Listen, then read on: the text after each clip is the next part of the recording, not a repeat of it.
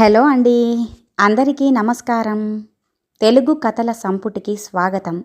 నా పేరు శ్వేత. ఈరోజు మనం చెప్పుకోబోయే కథ కూతుళ్ళే లేని అత్తగారు కోడలినే కూతురుగా భావిస్తోంది.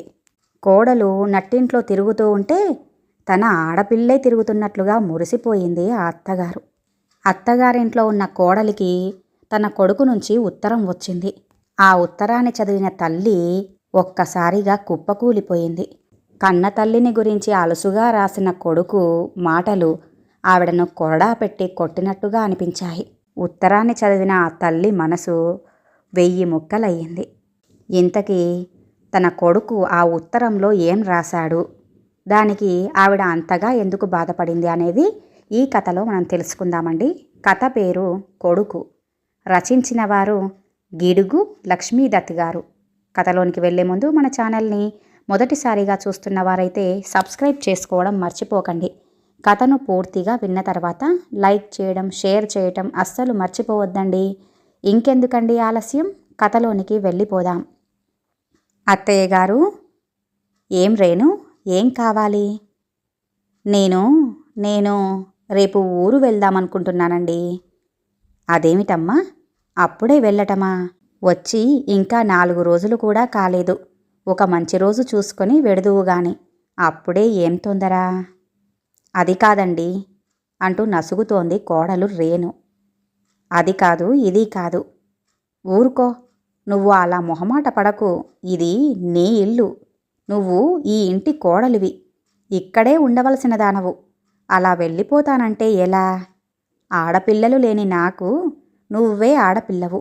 నువ్వు ఈ నట్టింట్లో అలా తిరుగుతూ ఉంటే ఎంత ఆనందంగా ఉంది. పెళ్ళయ్యాక ఇక్కడ పట్టుమని 10 రోజులు ఉండటానికైనా మీకు వీలు పడలేదు. పోనీ మేము వద్దామంటే మీ మామగారికి బోళ్ళన్ని బాధ్యతలు, బోళ్ళన్ని బరువులు. ఇదిగో చూడు, నీకోసమే కనకాంబరాలు మాల కట్టి ఆ బల్ల మీద పెట్టాను. తీసుకొని పెట్టుకో. నీకు ఇష్టమని జున్ను చేసి ఫ్రిడ్జ్లో పెట్టాను. ఏం తోచకపోతే పుస్తకాలు తెప్పించుకో, రేడియో పెట్టుకో అంటూ కోడలు ఎక్కడ బెంగ పెట్టుకుంటుందోనని, ఏం మొహమాట పడుతుందోనని అత్తగారు కమలమ్మ తన ధోరణిలో తను చెప్పుకుపోతుంది. కోడలు తనతో చనువుగా ఉండాలని ఉబలాట పడుతుందావిడ. తోచకపోవటం ఏమీ లేదత్తయ్య గారు. మీ అబ్బాయి హైదరాబాద్ నుండి ఉత్తరం రాశారు. తనకి ఒంట్లో బాగుండటం లేదని, ఇబ్బందిగా ఉందని అంది కోడలు. అయ్యయ్యో, అవునా? ఒట్టి సన్నాసి. అసలు లేచి తిరుగుతున్నాడటనా? ఎన్నాళ్ల బట్టి ఒంట్లో బాగుండటం లేదట? అసలు ఇంకేం రాశాడమ్మా ఉత్తరంలో? అసలు వాడికి ఇంతెసరు జలుబు చేసినా, ఓ చిన్న ముళ్ళు గుచ్చుకున్నా అస్సలు వాడు తట్టుకోలేడు. సరే అయితే వెంటనే బయలుదేరమ్మా. అక్కడ వాడు ఎన్ని ఇబ్బందులు పడుతున్నాడో ఏంటో అంది కంగారుగా. మరి మంచి రోజు అంటూ నసిగింది రేణు. నీ మొహం, అక్కడ వాడు ఒంట్లో బాగోలేదని రాస్తే మంచి రోజంటావేమిటి?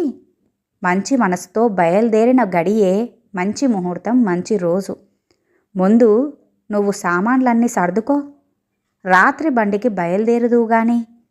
నేను ఈలోగా వాడికి నీకు ఇష్టమైనవన్నీ చేసి సర్ది పెడతాను. ఈలోగా మీ మామగారి చేత వాడికి టెలిగ్రామ్ కూడా ఇప్పిస్తాను, స్టేషన్కి రమ్మని. నువ్వు ఏం కంగారు పడకు అంటూ కోడలికి సర్ది చెప్పింది కమలమ్మ.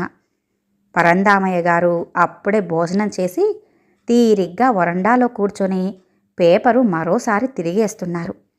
భార్య కమలమ్మ వచ్చి, ఏమండి, మిమ్మల్నే అంటూ పిలిచింది. ఏమిటోయ్, ఈ ముసలి మొగుడి మీద ఎంత కనికరం అంటూ భార్యకేసి నవ్వుతూ చూశారాయన. ఈరోజు రాత్రి బండికి కోడలు ప్రయాణం అవుతుందండి. అబ్బాయి దగ్గరకు వెళ్తుందట అంది.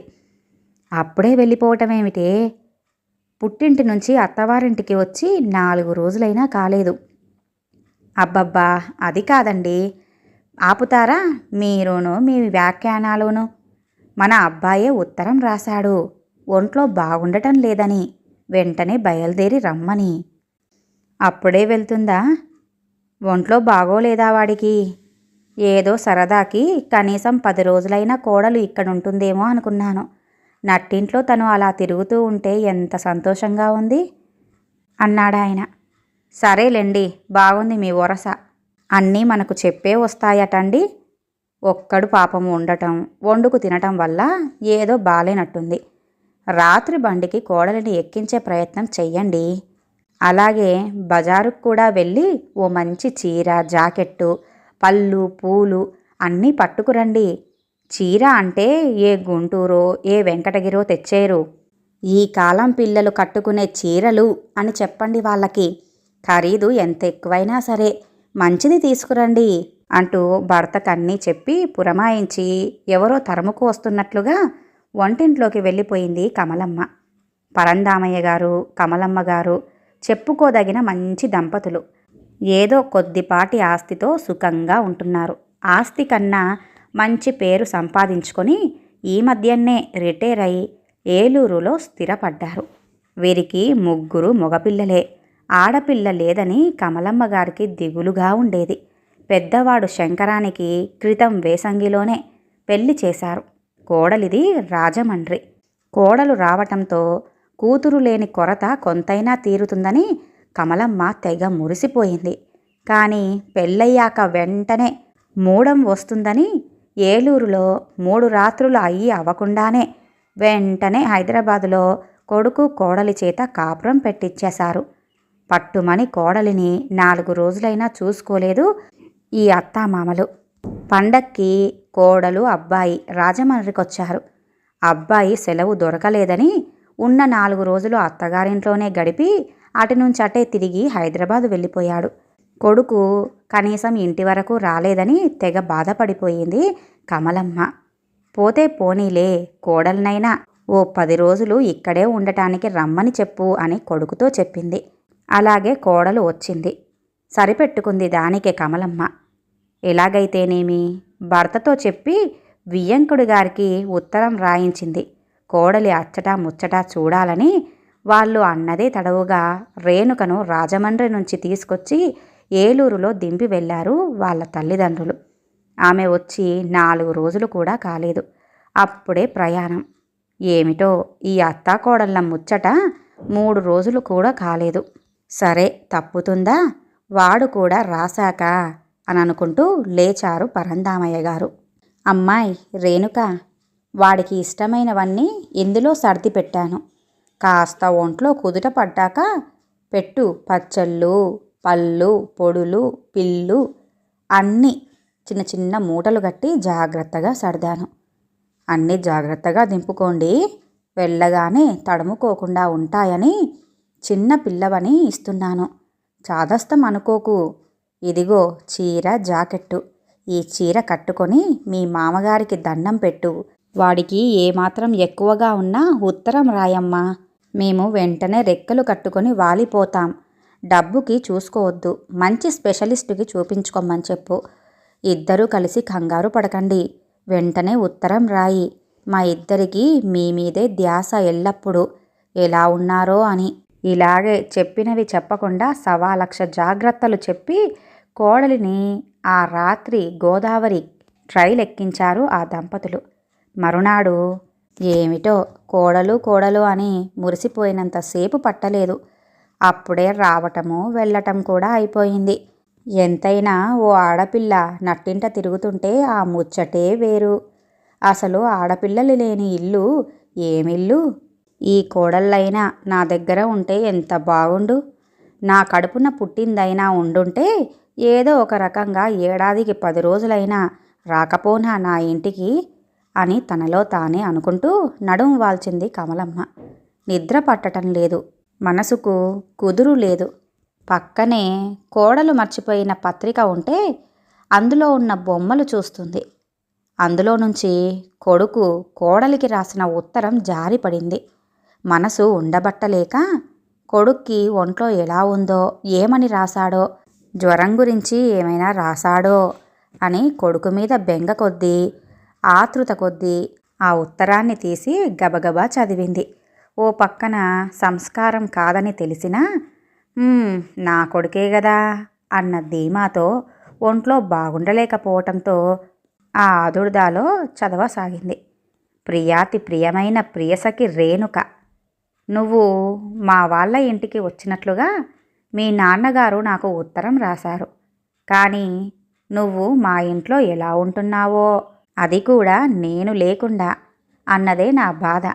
ఎందుకంటే నువ్వు మీ ఇంట్లో ఎంతో గారాబంతో పెరిగావు. మా వాళ్ళకి చాలా చాదస్తం. ప్రతిదానికి ఆంక్షలు, అడ్డులు.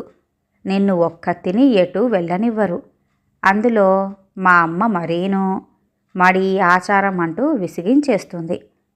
పూజ పునస్కారం అంటూ ఒక పట్టాన తెమిలి భోజనం పెట్టదు. అది ముట్టుకోకు, ఇది ముట్టుకోకు అని గసురుతుంది. మీ ఇంట్లో లాగా టేబుల్ మీల్స్ కానీ, సినిమాలు, షికార్లు కానీ అసలే ఉండవు. అందులో నేను కూడా నీ పక్కన లేను కదా. ఇక మా తమ్ముళ్ళంటావా, ఒట్టి మొద్దు రాచిప్పలు. ఎంతసేపు వాళ్ళ చదువులు, వాళ్ళ క్రికెట్ గోల. కనీసం నిన్ను ఏ సినిమానో ఏ హిందీ పాటలోనైనా విననిస్తున్నారో లేదో. అసలు నువ్వు ఎలా ఉంటున్నావో ఆ ఇంట్లో అన్నదే నా దిగులంతా. అందుకే డియర్, నిన్ను అక్కడ ఎక్కువ రోజులు ఉండనివ్వకుండా నాకు ఒంట్లో బాగుండటం లేదని అబద్ధం చెప్పి వెంటనే బయలుదేరి వచ్చేసేయి. నా ఒంట్లో బ్రహ్మాండంగా ఉంది. నిజానికి నీకోసం తెగ తహతహలాడిపోతూ నీ రాక ఎప్పుడా ఎప్పుడా అని ఎదురు చూస్తున్నాను. ఇట్లు నీ శంకరం అని ఉన్న ఉత్తరం చదివిన కమలమ్మ గారికి షాకు తగిలినట్లుగా అయ్యింది. కొడుకే కొరడాతో కొట్టినట్లుగా అనిపించింది. తన కొడుకేనా? అందులోనూ అల్లారు ముద్దుగా మొదటి సంతానమని ఎంతో సంబరపడిపోతూ మురిపెంగా పెంచిన కొడుకేనా? తాను గోరుముద్దలు అందిస్తూ ఉంటే తిని పెరిగిన కొడుకేనా? ఎంత బాగా తన తల్లిని అర్థం చేసుకున్నాడు. ఇన్నేళ్లుగా ఒక సాంప్రదాయకమైన పద్ధతికి కట్టుబాటుగా ఉండే అలవాట్లకు, శుచి శుభ్రతకు తలమానికంగా ఉన్న తను నా పెంపకంలో పెరిగిన ఆ వాతావరణాన్నే ఎలా ఊహించుకొని ఇలా రాయగలిగాడు? తల్లినైన నన్నే అలా ఎలా అనగలిగాడు? గుండెల్లో ఆవేదన కన్నీటి గోదావరి అయిపోయింది, వరదలై పారింది. లోపల భార్య ఏం చేస్తుందో ఇంకా నడుమైనా వాల్చకుండా అని అనుకుంటూ వచ్చిన పరమానందయ్య గారు ఆ ఉత్తరాన్ని చూసి అతను కూడా గబగబా చదివాడు. ఆయన గుండె కూడా బరువెక్కింది. మనసు చెదిరినా ఏదో మగవాడిగా తమాయించుకొని ఒక్క నిట్టూర్పు విడిచాడు.